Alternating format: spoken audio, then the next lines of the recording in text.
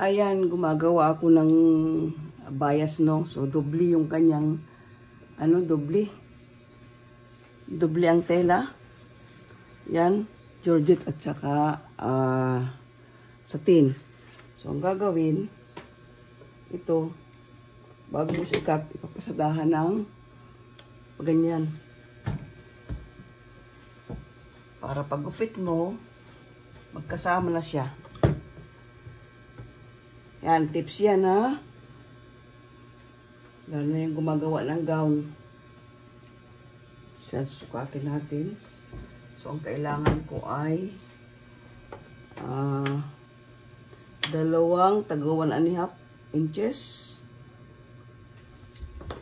Pagpalagay na ito ay 1.5. Ayan, tagid siya.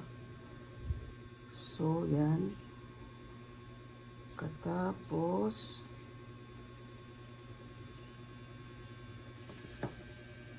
kailangan ko rin ng 35. So, dun yun. Layo sa putukan. So, dito muna ako.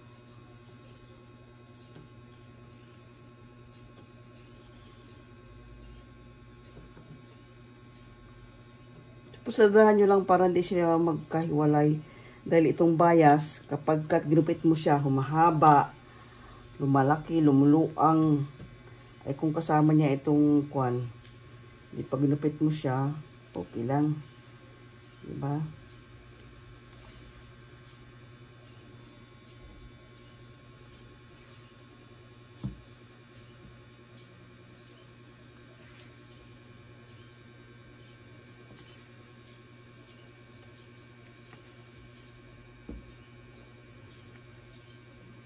Kahit kilo-kilo yung kuwan yan, basta nakakapit siya.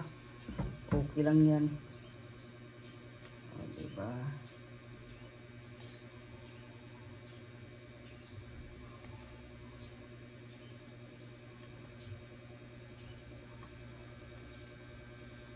Yan.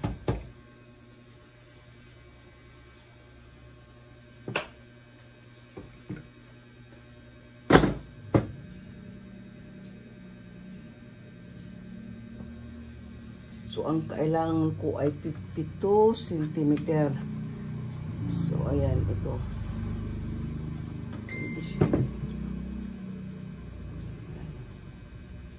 Ito na yung kanyang.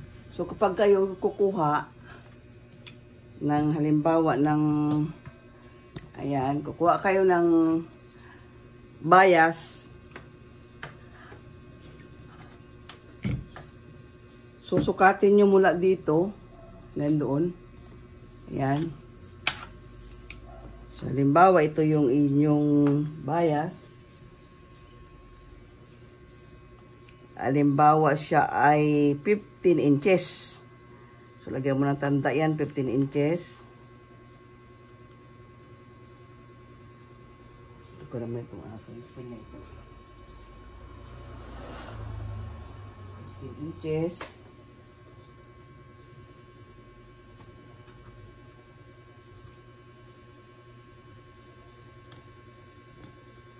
Ayan, tandaan mo yan.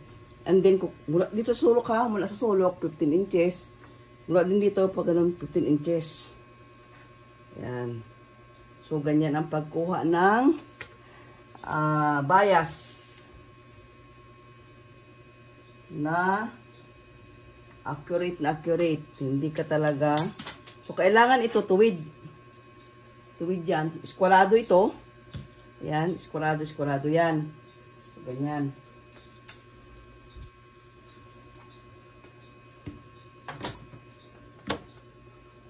So, ito pandagan ko. Diba? So, titignan nyo mabuti. Ito yung mga maliliit na bagay na hindi naman tinuturo sa tutorial. Pero ako magtuturo sa inyo ng tips kung paano. Yan.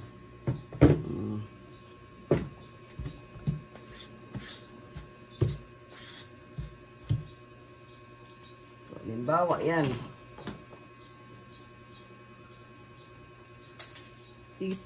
Lalagyan yung roller pa ganun. So, guhitan mo yan. Yan. So, kailangan pa mayroon pa akong isang pasada dito. Pasada pa ako. Kasi dalawang pang strap. So, pakita ko doon sa inyo yung aking ginawa. Pag natapos na. Yan.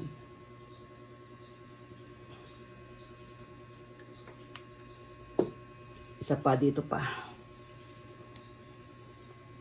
So, no need na kung tuwid man o hindi. Basta meron siyang tahi niyan. Pabayas. Ayan. Lagyan natin ng dagan kasi tumatakbo. So, ganyan ang teknik pag dalawa. Magkapatong. Magkapatong yung georgette at saka satin.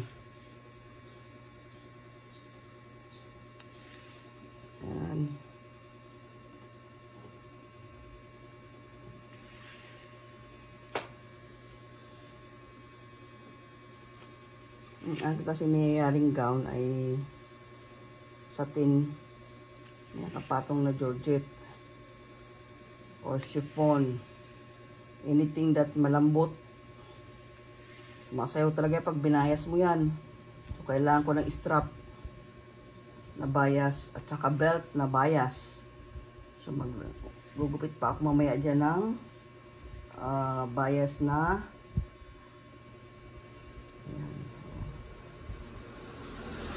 ganun nyo lang, pakastit ko dyan sa dulo.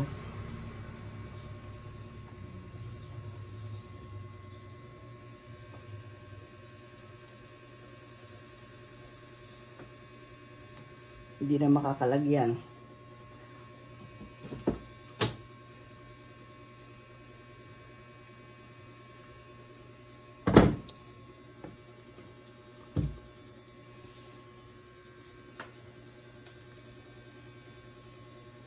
Pa ako ng isa for sure kung alin ang kuwan dyan.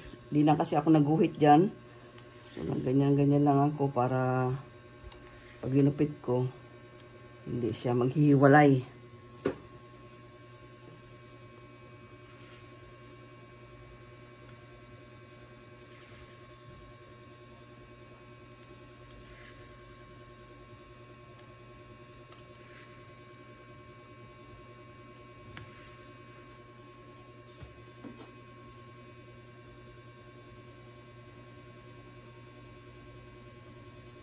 Yan.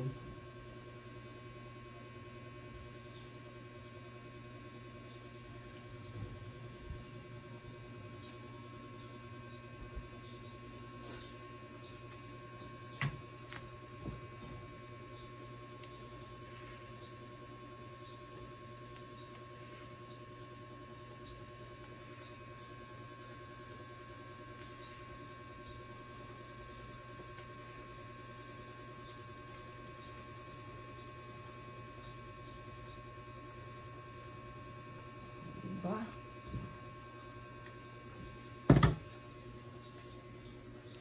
So, ayun na siya. So, ang gagawin natin ngayon, guguhit ako yan. Para makuha ko yung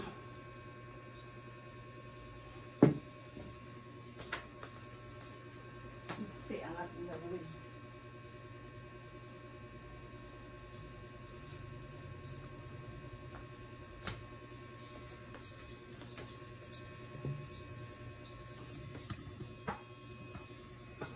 Ayan, baga siya.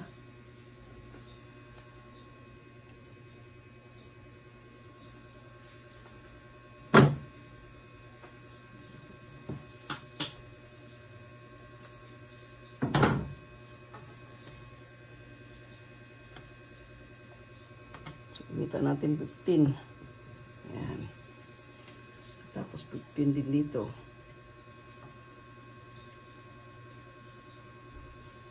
Ayan. And then, saka natin guhitan.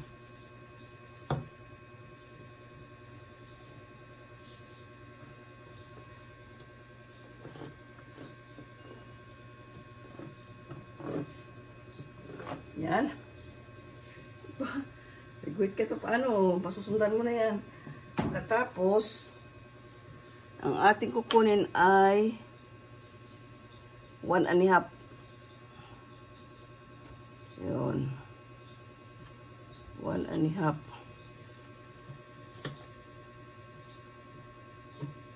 So, guhitin 1.68. Nako. 1.68.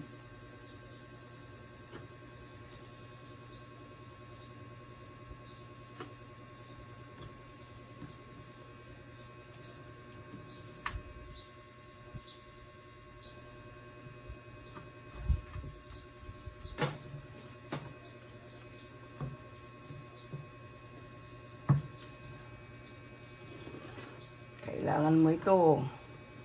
Technique sa paggawa ng gown. Yan. Kailangan kong strap ay 52 cm. So may isa na ako, no?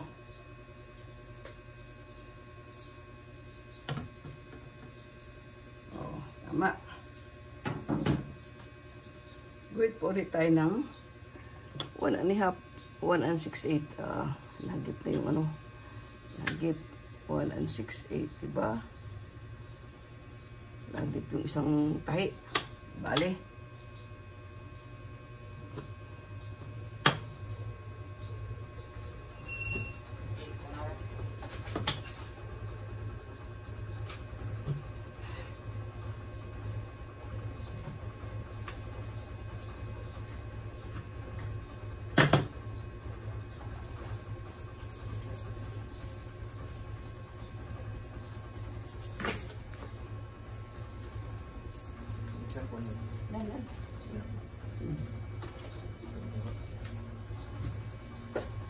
Ayan. Siguro guguhitan na natin. Ayan.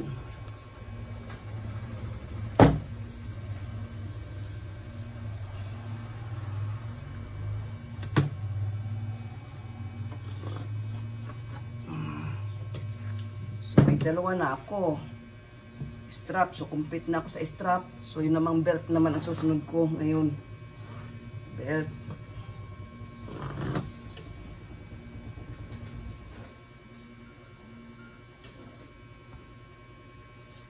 So after nyan, kami nagkukan ako. Ayan. Ayan. So ayan na siya.